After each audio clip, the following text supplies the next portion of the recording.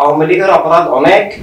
আওয়ামী লীগের বিরুদ্ধে আমরা সংগ্রাম করছি। আপনারা কি আওয়ামী লীগের ছায়া হয়ে কাজ করছেন বা আওয়ামী লীগের এজেন্টের কোনো অংশ নিয়ে কাজ করছেন কিনা? আওয়ামী লীগ সরকারের অন্যায় অবিচারের, স্বৈরতার, গণতন্ত্র হত্যার, প্রশাসনের নির্বাচনের প্রতিবাদ করেছি। আমরা তাদের মতবাদ, তাদের রাজনীতির বিরোধিতা করেছি। কোন পথে যাচ্ছে বাংলাদেশ এবং রাজনীতি? 47, 71, 90 কিংবা 24 অনেক যুদ্ধ সংঘটিত হয়েছে, অনেক প্রাণহানি হয়েছে, অনেক রক্ত ঝরেছে, কিন্তু প্রকৃত স্বাধীনতা কি পেয়েছে এদেশের মানুষ? সেই কেন পেল না, সেই রাজনৈতিক কারণটা কি, সেটা জানতে আজকে আমরা মুখোমুখি হয়েছি বিশ্ব ইনসানিয়াত বিপ্লবের চেয়ারম্যান আল্লামা ইমাম হায়াতের সঙ্গে। তিনি মানবতার রাজনীতির প্রবর্তক বলে কথা বলেন এবং তার কাছ থেকে আজকে আমরা জানবো যে কেন আসলে বাংলাদেশের মানুষ প্রকৃত স্বাধীনতার স্বাদ পাচ্ছে না। আসসালামু আলাইকুম, কেমন আছেন? ওয়ালাইকুম আসসালাম ওয়া রাহমাতুল্লাহ। আল্লাহ রাসূলের রহমতে। ইনসানিয়াত বিপ্লব আসলে তাদের লক্ষ্য উদ্দেশ্য কি? ইনসানিয়াত বিপ্লব আসলে কি নিয়ে কাজ করছে?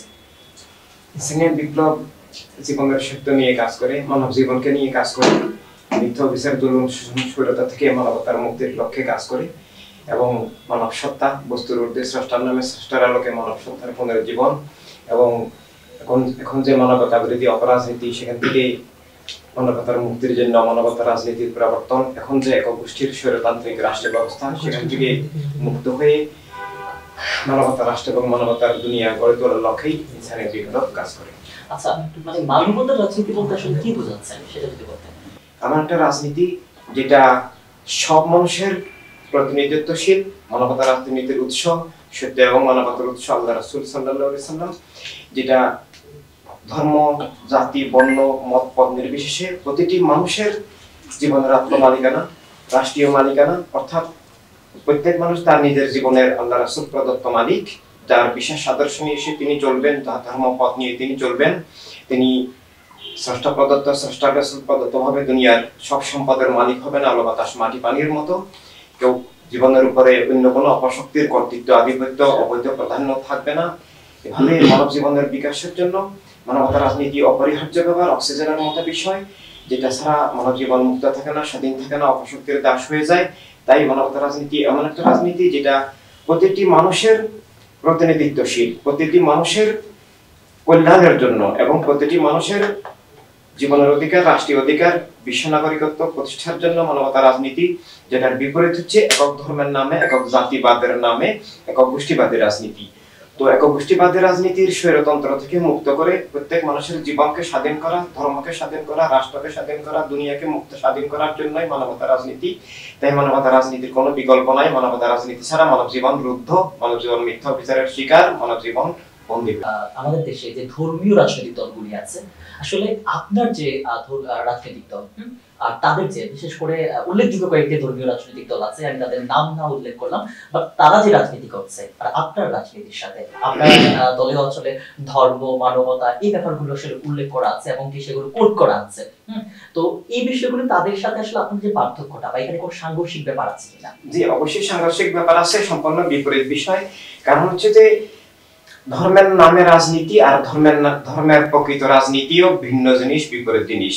বর্তমানে ধর্মের নামে যে রাজনীতি চলছে, এটা আসলে ধর্মের রাজনীতি নয়, ধর্মের নামে ধোঁকা, প্রতারণা। ধর্মের প্রকৃত রাজনীতি, বিশেষভাবে ইসলামের নির্দেশিত রাজনীতি হচ্ছে সব মানুষের অধিকার, স্বাধীনতা, নিরাপত্তা, ইজ্জত ভিত্তিক রাজনীতি, যে রাষ্ট্র একক ধর্ম ভিত্তিক হবে না।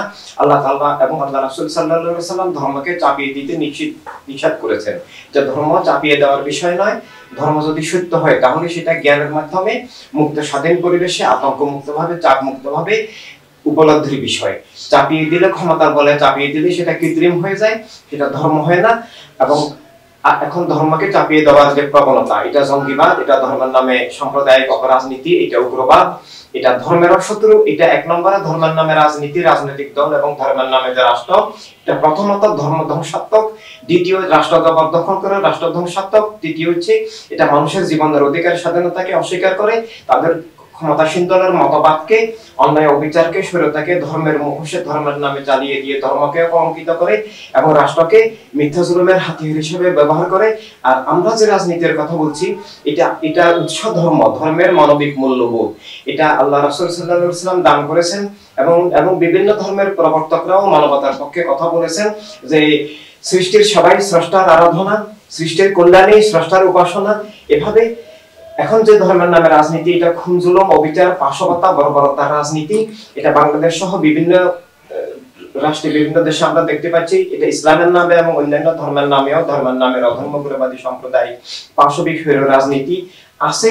সেখান থেকে মুক্ত করার জন্য ধর্মের আসল রাজনীতি মানবতার রাজনীতি, ইসলাম এবং সব ধর্মের মানবিক মূল্যবোধের রাজনীতি, প্রতিটি মানুষের জীবনের প্রাকৃতিক রাজনীতি, মানবতার রাজনীতি। তাই বর্তমান ধর্মের নামে যে রাজনীতি, তার থেকে মুক্তির জন্যই ধর্মের আসল রাজনীতি মানবতার রাজনীতি এবং জীবন মানবতার প্রাকৃতিক রাজনীতি, মানব জীবনের স্বাধীনতা অধিকারের রাজনীতি, মানবতার রাজনীতি, মানবতার রাষ্ট্র মানবতার দুনিয়া গড়ে তোলার রাজনীতি, মানবতার রাজনীতি। আচ্ছা, একটি প্রশ্ন যেটা হচ্ছে এই যে 47, 71, 90, 2024 বারবার যুদ্ধ সংঘটিত হলো, আসলে মানুষের কি প্রকৃত মুক্তি মিলেছে? একেবারেই বাস্তব প্রশ্ন করেছেন। মানুষ মুক্তির জন্য ত্যাগ স্বীকার করেছে, জীবন দিয়েছে, অনেক আন্দোলন অনেক সংগ্রাম হয়েছে বাংলাদেশ উপমহাদেশ এবং সারা পৃথিবীতে, কিন্তু মানুষ মুক্তি পাচ্ছে না, কারণ ভুল পথে মুক্তি আসে না। যে পথে আন্দোলন সংগ্রামগুলো হয়েছে এগুলো মানবতা ভিত্তিক নয়, সব মানুষের অধিকার স্বাধীনতা ভিত্তিক নয়, এগুলো গোষ্ঠীবাদী রাজনীতির ধারায় হয়েছে। 47 হয়েছে সাম্প্রদায়িক উগ্রবাদী জঙ্গিবাদী ভাবধারায়, যে হিন্দুর জন্য হিন্দুস্তান, মুসলমানের জন্য পাকিস্তান, বৌদ্ধের জন্য বার্মা, এভাবে একক ধর্মের নামে রাজনীতি, একক ধর্মের নামে রাষ্ট্র হলে সাম্প্রদায়িক রাজনীতির মাধ্যমে ধর্ম ধ্বংস হয়, রাষ্ট্র ধ্বংস হয়, মানবতা বিভক্ত হয়, সাম্প্রদায়িক বিদ্বেষ তৈরি হয়। এতে করে মুক্তি শান্তি আসে না, ধর্মের নামে অধর্ম উগ্রবাদ চেপে যায়, গণতন্ত্র হত্যা হয়, মানবাধিকার উৎখাত হয়, জীবনের স্বাধীনতা ধ্বংস হয়, রাষ্ট্র এক গোষ্ঠীর জবরদখল গিয়ে রাষ্ট্র স্বৈরতন্ত্রের হাতিয়ার হয়ে যায়। তাই আমরা 47, 71 বা পরবর্তীকালে 90 বা এখন 24 আমরা দেখতে পাচ্ছি মানুষ জীবনের স্বাধীনতা অধিকারের জন্য, অর্থনৈতিক মুক্তির জন্য, গণতন্ত্রের জন্য, জীবনের নিরাপত্তার জন্য অনেক সংগ্রাম আন্দোলন করেছে, কিন্তু প্রতিটি আন্দোলনেই প্রতারিত হয়েছে, ধোঁকার শিকার হয়েছে। একটার পর একটা স্বৈরতন্ত্র এসেছে, এক খাঁচা থেকে মুক্ত হয়ে আরেক খাঁচা, ব্যক্তির পরিবর্তন হয়েছে, কিন্তু জীবনের স্বাধীনতা অধিকার, গণতন্ত্র, মানবাধিকার আসেনি, কখনো আসবে না ভুল পথে। যদি মানবতার মুক্তি, জীবনের মুক্তি, রাষ্ট্রের মুক্তি, ধর্মের মুক্তি আনতে হয়, তাহলে সেটার জন্য একমাত্র প্রাকৃতিক পথ হচ্ছে সব মানুষের অধিকার স্বাধীনতা ভিত্তিক যে রাজনীতি, যে রাষ্ট্র ব্যবস্থা, যে বিশ্ব ব্যবস্থা, সে পথে আসতে হবে। সবার জীবন স্বীকার করতে হবে। একক গোষ্ঠীবাদী রাজনীতি বা একক গোষ্ঠীবাদী আন্দোলনের মাধ্যমে কখনো মানবতার মুক্তি, রাষ্ট্রের মুক্তি, ধর্মের মুক্তি আসতে পারে না। আচ্ছা, বর্তমানে আসলে বাংলাদেশ কোন পথে যাচ্ছে? আসলে আপনি কি মনে করছেন যে বাংলাদেশ আসলে কি সঠিক পথে যাচ্ছে, না যে 24-এর যে আন্দোলন, যে মোটিভ ছিল এই আন্দোলনে, সেই মোটিভ কি আসলে সঠিক জায়গায় আছে, না সেটা পরিবর্তন হয়ে গেছে? এটা একেবারে স্পষ্ট যে বাংলাদেশ ভুল পথে পরিচালিত হচ্ছে, জঙ্গিবাদ উগ্রবাদের দিকে ধাবিত হচ্ছে, একক গোষ্ঠীবাদী সাম্প্রদায়িক রাজনীতির দিকে ধাবিত করা হচ্ছে। অপরদিকে জাতীয়তাবাদী উগ্রবাদী রাজনীতিগুলো সমাজে সক্রিয়।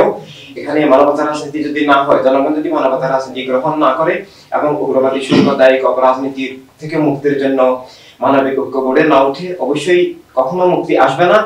তো 24-এর আন্দোলনেও গণমানুষের আশাকাঙ্ক্ষা ছিল যে গণতন্ত্র মুক্তি পাবে, জীবনের অধিকার স্বাধীনতা ফিরে আসবে, সব ধর্মের, সব মত পথের, সব দলের মানুষ তার বিশেষ আদর্শ নিয়ে চলবে, রাজনৈতিক স্বাধীনতা আসবে, রাজনৈতিক নিপীড়ন, দুর্নীতি, লুটতরাজ, স্বৈরতা, প্রশাসনের নির্বাচন থেকে মুক্তি পাবে। আচ্ছা, বিশ্ব ইনসানিয়াত বিপ্লব, তারা কি আওয়ামী লীগের মানে ছায়া পায়ে কাজ করছে? এমন অনেকে সামাজিক মাধ্যমে বিশেষ করে যারা নেটিজেন আছে তারা মন্তব্য করছে। আর সেটা যদি আপনি একটু স্পষ্ট উত্তর দিতেন যে আসলে আপনারা কি আওয়ামী লীগের মানে ছায়া পায়ে কাজ করছেন বা আওয়ামী লীগের এজেন্টের কোনো অংশ নিয়ে কাজ করছেন কিনা, এরকম প্রশ্ন যারা করে তাদের প্রতি আসলে আপনাদের স্পষ্ট কোনো উত্তর থাকবে কিনা? ধন্যবাদ।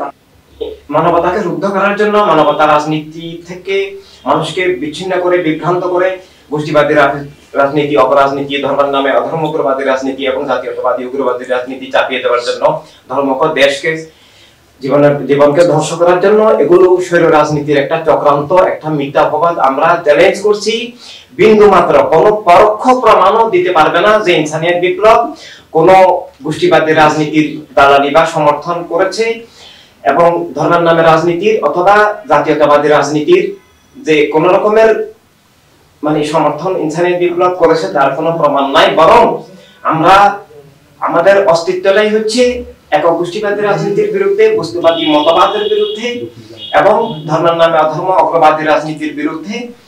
আমরা আওয়ামী লীগ সরকারের আমলেও আওয়ামী লীগ সরকারের অন্যায় অবিচারের স্বৈরতার গণতন্ত্র হত্যার প্রশাসনের নির্বাচনের প্রতিবাদ করেছি।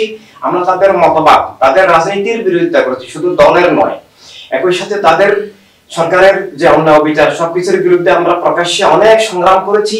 এমনকি তাদের যে প্রশাসনের নির্বাচনের বিরুদ্ধে আমরা হাইকোর্টে রিট করেছি, সুপ্রিম কোর্টে রিট করেছি, আমরা অনেক সংগ্রাম করেছি, আমরা তাদের অনেক নিপীড়নের শিকার হয়েছি। তাই এই অপবাদগুলো সম্পূর্ণরূপে মিথ্যা। তবে আমরা আওয়ামী লীগ হোক বা যে কোনো দল হোক, আমরা মনে করি যে সেটা গ্রহণ বা বর্জন তার সুযোগ একমাত্র, তার অধিকার একমাত্র জনগণের। সরকারিভাবে কোনো দলকে নিষিদ্ধ করা বা কোনো দলকে রাষ্ট্রীয় পৃষ্ঠপোষকতা দেওয়া, এটার আমরা বিরোধিতা করি। তো এভাবে আমরা ইনসানিয়াত বিপ্লব সব মানুষের অধিকার স্বাধীনতার পক্ষে কাজ করি। আমরা আমাদের মিত্র বা আমাদের শত্রু না বললেও আমাদের প্রতিপক্ষ যে রাজনীতি বা রাজনৈতিক দল আছে, যারা মত আছে, আমরা মনে করি সবাই যার যার বিশ্বাস আদর্শ জনগণের সামনে তুলে ধরবে, যার যার রাজনৈতিক পথ মত কর্মসূচি জনগণের কাছে তুলে ধরবে। ক্ষমতার বলে কেউ কাউকে নিষিদ্ধ করবে বা কাউকে পৃষ্ঠপোষকতা করে রাষ্ট্রীয় ক্ষমতার বলে প্রশাসনের নির্বাচন করে, জালিয়াতের নির্বাচন করে পাতানো খেলার মতো ক্ষমতা এনে দিবে, এসব অনাচারের আমরা সম্পূর্ণ বিরোধী। তাই ইনসানিয়াত বিপ্লব একটা স্বতন্ত্র স্বাধীন মত পথ আদর্শ, মানবতার মত পথ আদর্শ, এটা স্বচ্ছ সুস্পষ্ট আদর্শ। ইনসানিয়াত বিপ্লব কিসের পক্ষে কিসের বিপক্ষে তা একেবারেই সুস্পষ্ট। তাই আমরা অনুরোধ করব, মিথ্যা অপবাদ না দিয়ে আপনাদের যদি কোনো অভিযোগ থাকে, সেটা আমরা চ্যালেঞ্জ করছি, সেটা প্রমাণ করুন, কিন্তু সেটা আসলে বাস্তবে সম্ভব নয়। বিগত সময়ে আওয়ামী লীগের যে রাজনীতি, যে কুলুষিত রাজনীতি বলা হচ্ছে, সেই রাজনীতি সেই গত 17 বছরের সময় দেখেছি আমরা বিভিন্ন রাজনৈতিক দলকে দমন পীড়ন নির্যাতন করেছে আওয়ামী লীগ, এবং কি হচ্ছে তারা নিষিদ্ধ করেছে কোনো একটা রাজনৈতিক দলকে। এই যে কাজটা করেছে, আপনি সেটা বললেন যে আওয়ামী লীগ সেই কাজটা যে করেছে, তাহলে আপনার কথাই সেটা অন্যায় দেখা যাচ্ছে। কিন্তু সেই অন্যায়ের জন্য এই 5 আগস্টের পর আওয়ামী লীগ সরকার পুনর্বাসিত হতে যাচ্ছে বা অনেকেই তাকে পুনর্বাসন করার জন্য চেষ্টা করছে, কিন্তু আওয়ামী লীগের দলীয় ভাবে বা দলের প্রধান থেকে শুরু করে তৃণমূল পর্যায়ে কেউ আজ পর্যন্ত কি তাদের কলুষিত রাজনীতির জন্য ক্ষমা চেয়েছে? ক্ষমা না চাওয়ার পরেও কেন আসলে তাদেরকে পুনর্বাসন করার জন্য বিভিন্ন রাজনৈতিক দল বা বিভিন্ন মহল সেটা চেষ্টা করছে? আসলে সেটা উচিত বলে আপনি কি মনে করেন? কেউ কাউকে পুনর্বাসন করা কারো দায়িত্ব নয়, সরকারেরও নয়, অন্য দলেরও নয়। তবে আওয়ামী লীগের বিরুদ্ধে যে অভিযোগগুলো আছে, খুনের অভিযোগ, স্বৈরাচারের অভিযোগ, দুর্নীতির অভিযোগ, দমন পীড়নের অভিযোগ এবং ধর্মীয় স্লোগানকে রাষ্ট্রীয় স্লোগানে পরিণত করার ষড়যন্ত্র, 47-এর সাম্প্রদায়িক রাজনীতিকে সমর্থন, এগুলো স্বৈরতন্ত্র। আওয়ামী লীগের অপরাধ অনেক। আওয়ামী লীগের বিরুদ্ধে আমরা সংগ্রাম করছি, আদর্শিক সংগ্রাম, তাত্ত্বিক সংগ্রাম। আচ্ছা, ইনসানিয়াত বিপ্লব যদি 3 শাসনের প্রার্থী দেয়, এক্ষেত্রে তো কোনো জোটের সাথে যেতে পারছে না। ইনসানিয়াত বিপ্লব কি আসলে কোনো জোটের সাথে যাওয়ার কোনো ইনসানিয়াত বিপ্লবের রাজনীতি আর প্রচলিত রাজনীতি যাতে বিপরীত রাজনীতি।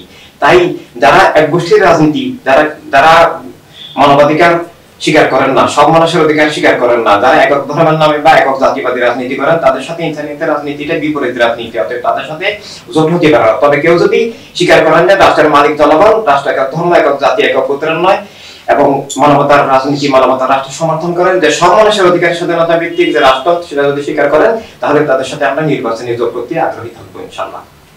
ধন্যবাদ আপনাকে এতক্ষণ সময় দেওয়ার জন্য। অনেক ধন্যবাদ। আপনাকে অনেক ধন্যবাদ, দর্শকদেরকে অনেক ধন্যবাদ।